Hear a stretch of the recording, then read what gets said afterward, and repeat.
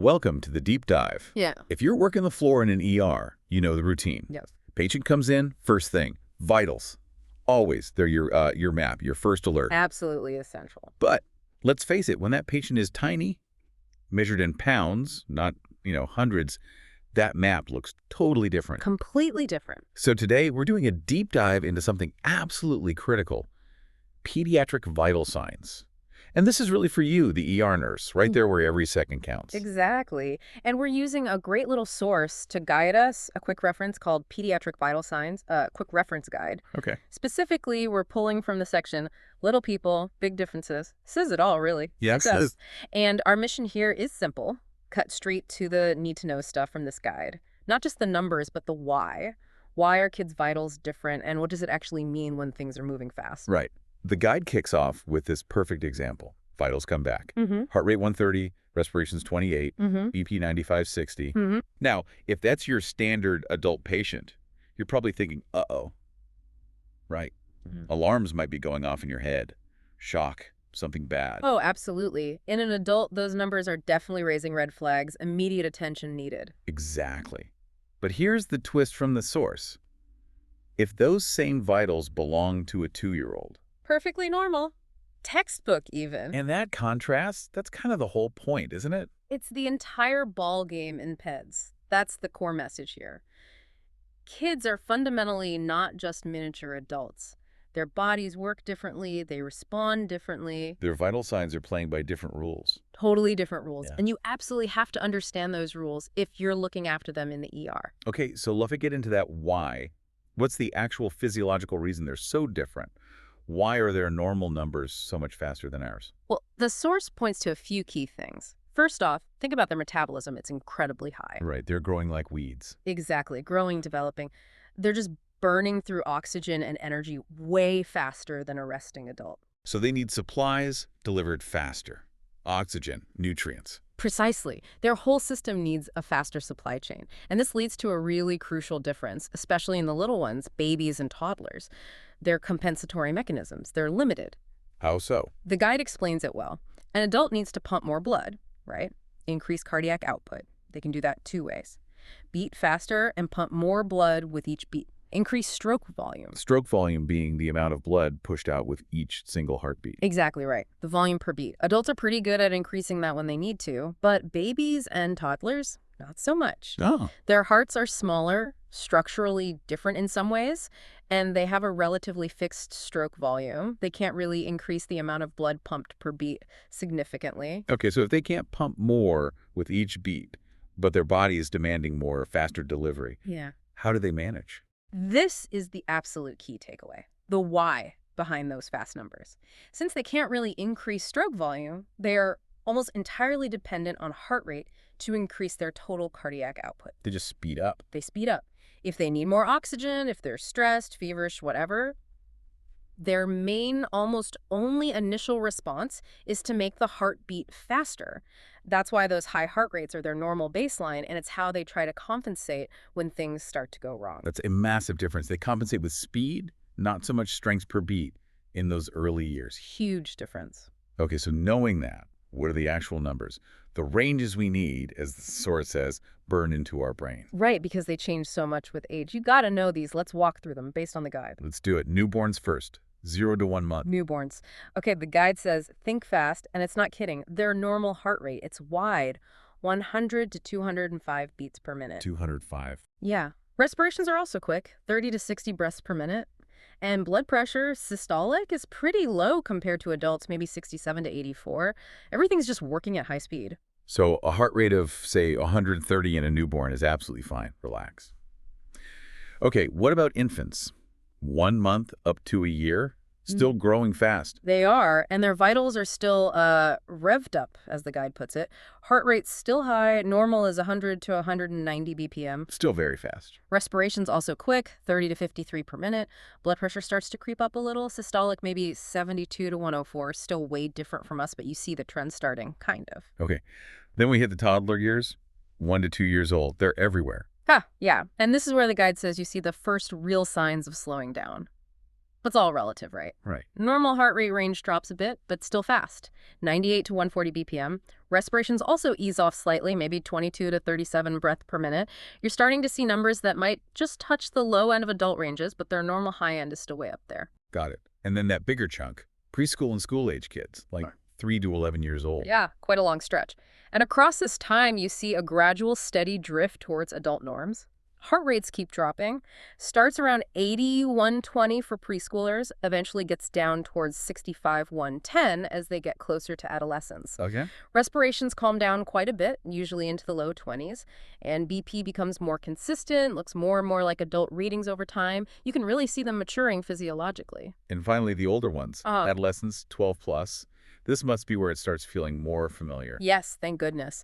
The guide says they start to look very familiar. Their vitals pretty much settle into standard adult ranges, heart rate 60 to 100, respirations 12 to 20, adult-like blood pressure. Yeah. After all those years of fast numbers, they finally cross over into adult physiology. Okay, so memorizing those age ranges is step one. Absolutely fundamental. But the guide then makes this really important point. Don't panic at the monitor. Yes, this is crucial. This is about interpretation, isn't it? Yeah. Because a fast number in a kid isn't automatically a bad sign. Exactly. That's the trap. You see 140 on the monitor for a toddler, and your adult-trained brain screams tachycardia. Right. But the source gives that great example. Toddler, heart rate 140. Okay, context. Are they running a temp of 102 Fahrenheit? Yeah, common scenario. If so, that 140 is probably an expected finding, as the guide calls it. Their body is just doing its job, speeding up the heart rate to cope with the increased metabolic demand from the fever. It's compensating appropriately. So step one, check the number against the normal age range. Yeah. Step two, check it against the clinical situation. Precisely. The number alone is just data. Context is king. Which brings us to maybe the most critical, life-saving part of this for ER folks. Yeah. If fast isn't always the biggest worry, what are the real urgent red flags in kids? What should make you sit up and really pay attention? And this is where it really parts ways with adults, right? Yeah. Adults often get tachycardic, then hypotensive, then things go south. Kids. This is the thing. If you take one thing away, this is it. While an adult in trouble often speeds up, a sick child who is truly starting to crash, whose system is failing, often does the opposite. It's terrifying. The opposite. Yes. The source is crystal clear. Bradycardia, a slow heart rate in a child. That is a terrifying late sign of decompensation. Wow.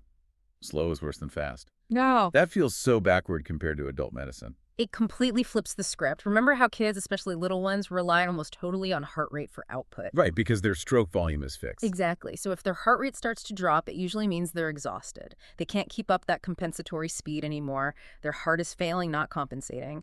The guide says a sick child might just slow down. Oh, man. It's often a pre-arrest sign. When you see that downward trend, especially if the child looks unwell, the guide says that's when you really need to act. Fast. Okay. That is critical info. Bradycardia is huge. Late red flag. What about blood pressure? We said normal BP is lower in kids to start with. Right. And the other major late ominous sign the guide highlights is hypotension, low blood pressure. Also late. Also typically late. And it's tied to that amazing compensatory ability kids have. They are masters of clamping down their blood vessels, vasoconstriction, to keep blood flowing to the brain and heart. So they can look okay pressure-wise for a long time. For a surprisingly long time, even while they're getting much sicker internally. They maintain that BP by squeezing everything tight, but they're burning through reserves doing it. So it gives a false sense of security almost. It can. The danger, the source warns, is that when their pressure finally drops, they are already circling the drain. They've lost that ability to compensate. They're in profound shock. So by the time you see hypotension on the monitor, You are way behind the 8 ball. Unlike adults, where dropping BP might be an earlier shock indicator, in kids, it often means they are incredibly sick, incredibly close to the edge. wow. Okay, this just hammers home that message from the Yeah. guide. You cannot just rely on the numbers on the screen. Not even close. You have to look at the actual kid, the whole clinical picture. Absolutely. This is where your nursing skills, your assessment comes in. Art meets science, right? The monitor gives you data points, yes. You need to know the norms. You need to know bradycardia and hypotension are bad late signs. But you must integrate that with how the child looks. Skin color, work of breathing. Are they interacting? Are they alert? Floppy. The guide's example again. HR 130. If the kid is sitting up, playing, looks okay despite a fever, that 130 is likely just response to fever, fine. But same HR, 130, in a kid who's listless, pale, barely responding. Totally different story. That's your siren. That number, even if technically normal for age, isn't enough for that kid in that state. They're not coping. So trust your assessment. Trust your assessment skills, the guide says, over the monitor alone. Use the monitor, but combine it with what you see and feel. This has been incredibly useful, especially those huge points about bradycardia and hypotension being late signs. Let's just quickly nail down the key takeaways from this guide for the ER nurse listening right now. Okay, core points based on this source. First, kids' vitals are faster. High metabolism, different heart function. Accept it. Expect it. Got it. Second, know those age-specific normal ranges. Newborns to adolescents. Non-negotiable. Have them handy, or better yet, memorize. But burned into your brain. Exactly. Third, and this is maybe the biggest shift from adult care, bradycardia and hypotension in kids are generally late, dangerous signs of failure. Don't wait for them if you can help it. Recognize other signs first. There's a screen difference. And fourth, always put the numbers in context. Look at the whole child. Your clinical assessment is paramount. How they look and act tells you what those numbers really mean. And connecting this back to you, the nurse in the ER. Yeah. Understanding these differences, the why, the specific ranges, the different red flags like bradycardia and hypotension, it means you won't get thrown off by numbers that look weird through an adult lens. Right. But more importantly, it helps you spot the real trouble sooner. It lets you act faster, make smarter decisions for these little patients when they really need it most. It changes how you see things. You're not just reading numbers, you're interpreting the child's actual physiological state. Essential stuff. Thanks for breaking down that source. Okay, as a final thought for everyone listening, something to chew on next time you're assessing a child, building on the guide.